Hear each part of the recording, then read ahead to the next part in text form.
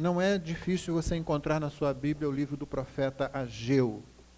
Você abrir lá no fim do Antigo Testamento, ou entre o Antigo e o Novo Testamento, você vai encontrar ali os 3 últimos livros da Bíblia, né? O livro de Ageu, o livro de Zacarias e o livro de Malaquias.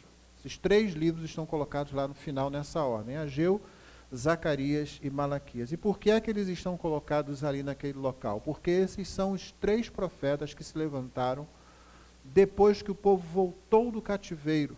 Então são as vozes proféticas pós-exílio. Depois daqueles 70 anos lá na Babilônia, o povo retornou. E Deus levantou 3 profetas: o profeta Ageu, o profeta Zacarias e um pouco mais à frente no período, o profeta Malaquias. É preciso que você entenda isso para você compreender a Bíblia. Depois disso, eu não sei se a nossa edição faz isso, mas as antigas faziam. Não, essa aqui não faz, essa aqui economiza.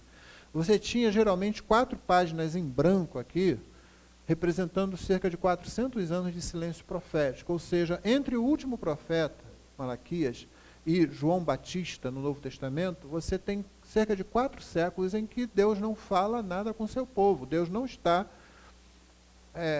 à toa, Deus não está parado, Ele está trabalhando, e muito. O mundo que você encontra no Novo Testamento foi um mundo preparado por Deus para o advento do Evangelho, trazido por Cristo Jesus. Porém, você tem esse tempo de silêncio, e antes disso, esses 3 profetas. O que esses 3 profetas fazem?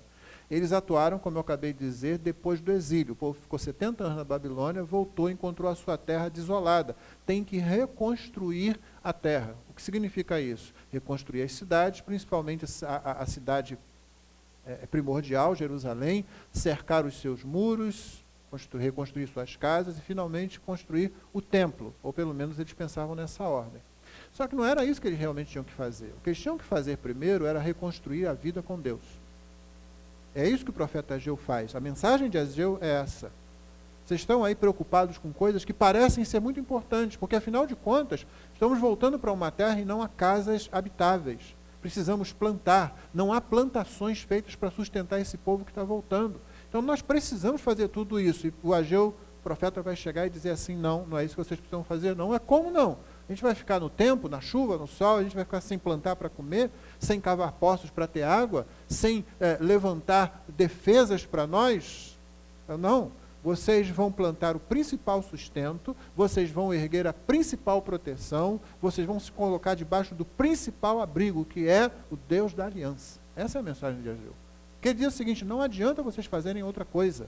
Não adianta vocês quererem agora viver como se não fossem povo da aliança. O que define vocês é a aliança que Deus fez com vocês lá no Sinai. Aquilo lá é que diz quem vocês são, para que vocês estão aqui e o que é que vocês vão fazer. Se vocês esquecem isso, se vocês pensam em viver como qualquer outra das nações que estão por aí, não vai funcionar. Porque Deus é um Deus chato. Deus é um Deus muito chato. Ele faz um pacto, uma aliança com você, e Ele vai insistir nisso. Em alguns momentos eu e você não vamos gostar disso. Vamos dizer: mas parece que Ele não deixa a gente em paz. Ele vem sempre atrás, Ele vem sempre nos chamar de volta. Mas essa também é a mesma razão razão pela qual nós podemos confiar que as promessas dele serão cumpridas em nossa vida. Que quando deixarmos esse mundo, nós não iremos para um limbo, nós não iremos para uma não existência, nós iremos para a eternidade na presença de Deus. Gozar, aproveitar, nos alegrar. Nós temos essa segurança justamente porque Deus é Deus de aliança. O que acabamos de fazer aqui foi rememorar a aliança. O Senhor Jesus disse: esse cálice é o novo testamento, é a nova aliança no meu sangue. Não pode ser quebrada. Não pode ser desfeita. Não há poder no mundo, não há poder no inferno, não há poder em nenhum lugar que possa desfazer, que possa acabar com essa aliança que Deus fez com você. Por isso Deus é chato, porque Ele cuida de nós. Ele nos preserva, mesmo quando nós somos descuidados. E essa é a mensagem de Ageu. Quando a palavra de Deus vem a ele, o verso 3 do primeiro capítulo, só tem 2 capítulos, né, em Ageu. O verso 3 do primeiro capítulo diz: veio, pois, a palavra do Senhor. Isso aqui, irmãos, não está aqui porque é estilo literário, não. Isso se repete sempre que um profeta fala, para lembrar que o profeta é só o mensageiro, que a mensagem é do Senhor. O profeta não pode alterar essa mensagem, o profeta não pode dar essa mensagem quando ele bem entender, ele tem que dar ela do jeito que Deus manda e quando Deus manda. Então veio a palavra do Senhor ao profeta Ageu, dizendo, verso 4, acaso, é uma pergunta, acaso é tempo de habitardes vós em casas apaineladas, enquanto esta casa permanece em ruínas, as casas deles e o templo de Deus? Ora, verso 5, pois assim diz o Senhor dos Exércitos, considerai o vosso passado. A versão antiga dizia assim, aplicai os vossos corações aos vossos caminhos. A ideia é a mesma. Ele está falando assim, ó, para pensar na bobagem que você está fazendo. Essa seria uma boa tradução, no caso dele especificamente. O texto, na verdade, quer dizer o seguinte, para e pensa sobre isso que você está fazendo. Olha bem o que você está fazendo. Olha como você está cavando um buraco para você cair nele. Olha como você está armando uma armadilha na qual você mesmo vai ser pego. É tempo de vocês se preocuparem com a casa de vocês e a minha casa, o templo está lá, parado, derrubado, em ruínas. A preocupação de vocês é com o sustento de vocês, é com o abrigo de vocês, é com a proteção de vocês, enquanto a minha casa está naquele lado. Verso 6, tendes semeado, e aí fala, vamos dar uma olhada aí, vou ajudar vocês a pensarem. Isso aqui é aquele momento misericordioso em que Deus desenha para a gente.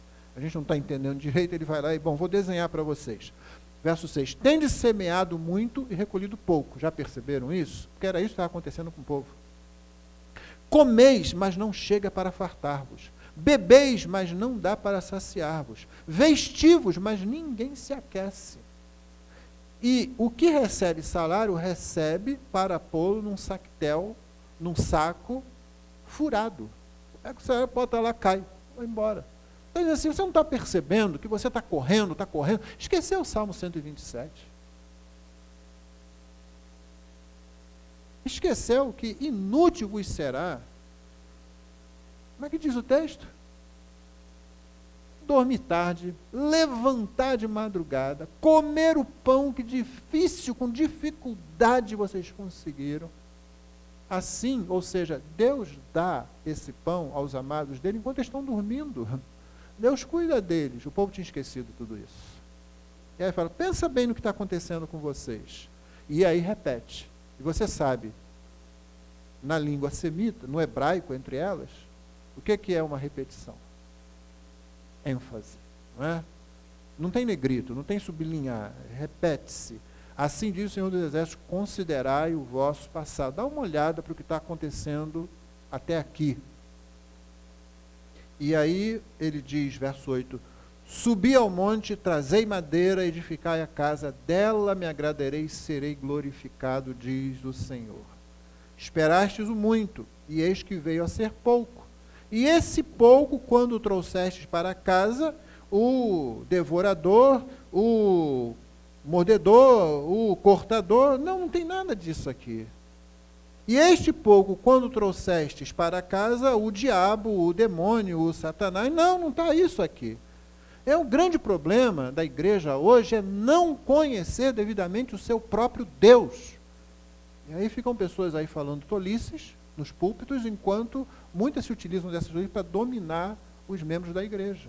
Olha o que o texto diz para assombro nosso. E esse pouco, quando trouxestes para casa, eu, é Deus falando, eu com um assopro o dissipei. Por quê? Diz o Senhor dos Exércitos, para não deixar dúvida de quem está falando aqui. Por causa da minha casa que permanece em ruínas, ao passo que cada um de vós corre por causa de sua própria casa. Por isso os céus sobre vós retêm o seu orvalho e a terra os seus frutos. Fiz, primeira pessoa do singular, eu fiz, é Deus que está continuando falando aqui, fiz vir a seca sobre a terra e sobre os montes, sobre o cereal, sobre o vinho, sobre o azeite, sobre o que a terra produz, como também sobre os homens, sobre os animais, sobre todo o trabalho das mãos.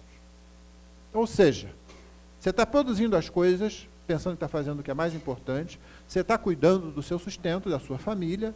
Será que isso não é importante? Você está cuidando do seu abrigo, isso não é importante? Crianças pequenas, nem de colo, você não tem que abrigar essa turma, idosos, pessoas adoentadas. Você está cuidando da proteção. Naquele tempo não era como hoje. Se hoje ainda a gente às vezes se vê em situações difíceis com esse negócio de violência, imagina naquele tempo em que uma cidade que não tem muros está completamente vulnerável. Essas coisas não são importantes. O Senhor não está falando, vocês estão em festas aí, ninguém trabalha, ninguém planta. Ninguém vai para o campo plantar, porque estão o tempo todo aí só bebendo e comendo e festejando. Não, não é isso que está acontecendo. Eles estão preocupados com sustento, com abrigo, com proteção, e Deus está dizendo, isso que vocês estão fazendo, quando vocês fazem tudo isso, que é muito importante, e vocês vêm trazendo isso para vocês, quem que vocês encontram pelo caminho? Eu mesmo. É Deus falando para eles. Vocês veem? Então eles vinham, e com o que eles esbarravam ali? O próprio Deus.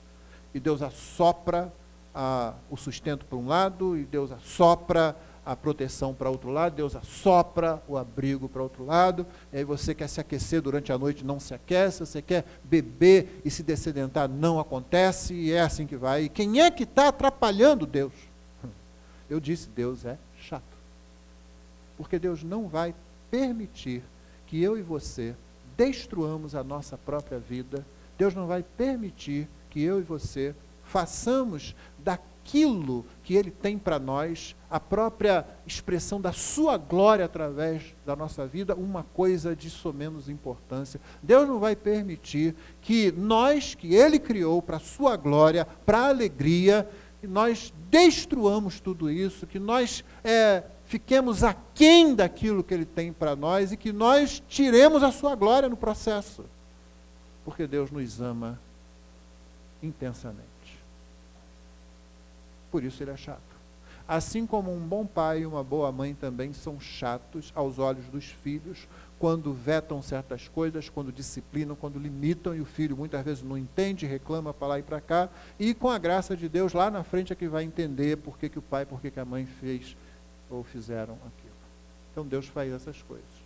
Então aqui são eles fazendo, é Deus se colocando no caminho. Por causa de quê? Por causa da minha casa. Qual o problema de Deus com o templo?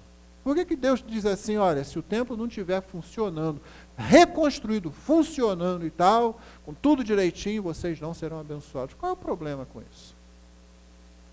Os irmãos que são membros dessa igreja conhecem o conceito do que é um elemento de culto e daquilo que é um acidente de culto. Os irmãos estão cansados de saber isso, mas há aqui algumas pessoas que não são membros da igreja podem desconhecer o ensino bíblico sobre isso. No tempo do Antigo Testamento, o templo é um elemento de culto, ou seja, ele é essencial ao culto congregacional. Desde lá do antigo, do Pentateuco, lá em Deuteronômio, então isso fica bem claro, é dito assim, vocês não vão cultuar em qualquer lugar, não. Vocês não vão cultuar onde esses povos que estavam aí na terra que vocês estão ocupando agora, da qual eles estão sendo expulsos, vocês não vão cultuar como eles cultuavam, lá nos montes, lá nas florestas, no lugar aonde eu disser, ali vocês cultuarão, do jeito que eu disser para vocês cultuarem. Não tem fogo estranho e não tem lugar estranho. É como Deus determina o lugar, o modo, tudo vem dele. Então o templo é um elemento de culto. Ah, vamos construir outro lugar? Não. É ali que vai ser construído o templo. Ah, vamos fazer o templo assim? Não. Deus já deu o modo como o templo vai ser construído. Então vamos fazer o culto desse jeito? O sacerdote vai vestir uma outra roupa assim, mas não vai não. É exatamente como Deus ordenou na sua lei. Então essas coisas são elementos de culto. Né? No Novo Testamento, com o advento de Cristo, com a vinda de Cristo, com Cristo completando, cumprindo tudo que o Antigo Testamento pedia, e mostrando para a gente que a gente não podia cumprir nada disso, as coisas mudam de figura. Então Jesus encontra uma mulher samaritana à beira de um poço, e ela querendo desviar o assunto de si mesma para outras questões, que ela fala para Jesus, nossos pais dizem que é aqui, vocês dizem que é lá, para adorar, e Jesus dá um toque assim, só na questão, depois ele vai voltar para a questão da vida dela, mas ele diz assim, olha, não é isso. Deus é Espírito. Ele está procurando aqueles que o adorem em espírito e em verdade. Não se trata de ser aqui ou ser lá, não é uma questão geográfica.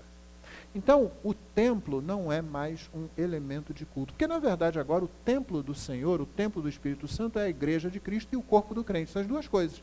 A Bíblia ensina as duas coisas no Novo Testamento. O seu corpo é o templo do Espírito Santo e a igreja, como um todo, é um templo, é onde o Espírito de Deus habita. Agora, esse templo aqui não é mais elemento de culto. Você e eu já cultuamos a Deus em outros lugares, com a congregação. Não estamos falando do culto individual, estamos falando do culto congregacional. Então, já cultuei nos lugares mais diversos com a congregação. E era tão culto quanto é aqui. Esse lugar não é sagrado, irmão. Sagrado é Deus. Nesse momento aqui, ele é um lugar santo. Por assim dizer, a gente teria, não é o costume, não é o que nos diz, o que nos transmite ideia sobre reverência, mas se fosse em outros tempos, nós teríamos que tirar os sapatos dos nossos pés. O lugar é santo. Agora, ainda daqui a pouco, pode ser usado para qualquer coisa. Já hospedamos pessoas aqui, vamos fazer isso outras vezes, né? O templo não é elemento de culto. O púlpito não é elemento de culto. Se não tivesse aqui, eu estaria pregando do mesmo jeito. Toda essa aparelhagem aqui, isso pode sair. O que é elemento de culto hoje? A pregação da palavra de Deus, a exposição da palavra de Deus, isso é elemento de culto. Os hinos, louvor a Deus, isso é elemento de culto. A intercessão, isso é elemento de culto. Isso tem que ter para ter culto. A celebração das ordenanças do Senhor, no seu devido tempo, isso é elemento de culto, como acabamos de fazer aqui. O serviço que prestamos uns aos outros no momento de culto, quando você vem ao culto, só por você estar aqui, você já está prestando um serviço. Então, se você vem e não presta serviço, você começa a desfazer o culto. Culto é lugar de serviço. Aliás, a palavra liturgia, que nós não costumamos usar muito, mas é usada sempre em associação com o culto cristão, ela significa serviço. É interessante que a palavra em inglês é essa. Vai lá olhar um boletim de uma igreja de língua inglesa, na Inglaterra, nos Estados Unidos ou em outro lugar, assim você vai lá ver o horário do serviço. Se traduzir ao pé da letra. É o lugar, é o momento que a gente vem para servir a Deus e servir uns aos outros no culto. Essas coisas são elementos de culto, mas não mais o templo. Só que naquele momento, como eu expliquei a você, o templo era elemento de culto. O templo era símbolo da presença de Deus no meio do seu povo. O templo era símbolo da aliança de Deus com o seu povo. Dentro do templo estavam lá todos os elementos necessários para o culto, que transmitiam a ideia do culto, que dali a alguns séculos Cristo ia realizar, consumar plenamente, totalmente, todas aquelas coisas seriam desnecessárias, a tal ponto que quando Cristo morre na cruz do Calvário, o que acontece com aquele véu, que é uma cortina, era uma cortina grossa, que separava o lugar santo dos santos? Ele é rasgado de alto a baixo. Cristo diz lá, está consumado, o véu se rasga assim, é como, olha, acabou. Isso aqui, o caminho novo e vivo, segundo Hebreus 10, é Cristo Jesus que deu a sua vida por nós. E aí você não precisa mais de todos aqueles elementos, todos aqueles rituais, eles não são descartados e mortos, eles são cumpridos e realizados totalmente, plenamente em Cristo Jesus. É por isso que Cristo é, por exemplo, a nossa Páscoa. Paulo diz isso, Cristo é o nosso Cordeiro Pascal. Não celebramos mais a Páscoa por causa de Cristo. Eu quero dizer, não celebramos a Páscoa como eles antes celebravam, pintando lá, passando o sangue no portal, porque Cristo já derramou o seu sangue por nós. Então, Cristo é aquele que consuma tudo, completa tudo, cumpre tudo que a antiga aliança apontava. Mas nesse momento aqui, o templo é elemento de culto, é símbolo da presença de Deus e é símbolo da obediência e sujeição do povo, quando o povo faz todas as coisas devidas no templo. E eles não estavam fazendo isso. Aí, finalmente, ouvindo a mensagem do profeta, eles se arrependem e eles vão fazer, e aí eles começam a entrar numa crise. Está no capítulo 2, que eu convido você, encorajo você a ler depois, mais tarde, quando chegar na sua casa. Eles começam a dizer assim, mas a coisa aí não está funcionando. Estamos construindo, estamos começando assim, Deus disse que ia nos abençoar, mas... E aí o ensino do profeta que você vai ver ali é o seguinte, é sempre mais difícil reconstruir, santificar, melhorar, consertar, ajeitar. É fácil destruir, é fácil tornar imundo, é fácil pôr abaixo, mas para reconstruir, Deus não está fazendo mágica, Deus não é um sujeito fazendo truques para o povo ver.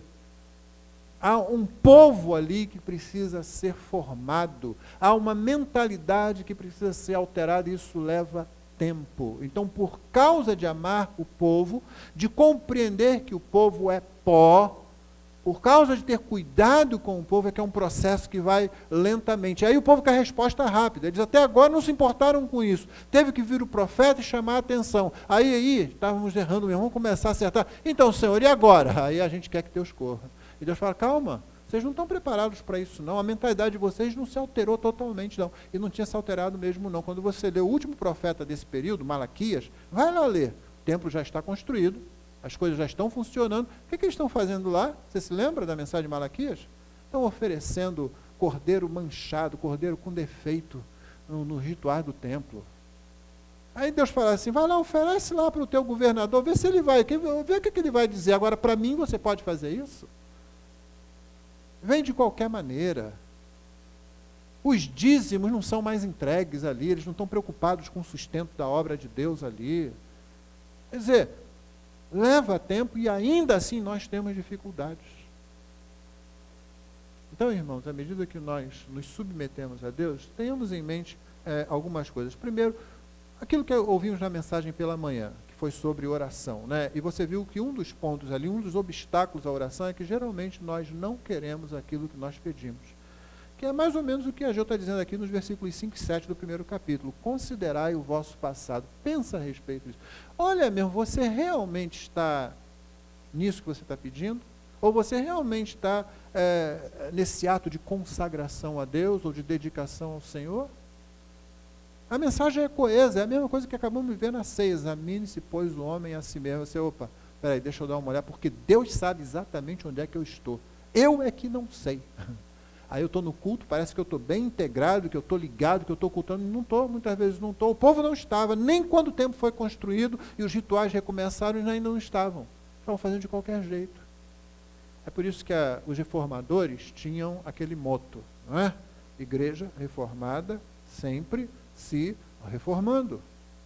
E isso aí não é nada mais do que aquilo que Paulo diz na segunda carta aos Coríntios, no capítulo 13, no versículo 5, onde ele diz o seguinte: examinai-vos a vós mesmos se realmente estáis na fé, provai-vos a vós mesmos.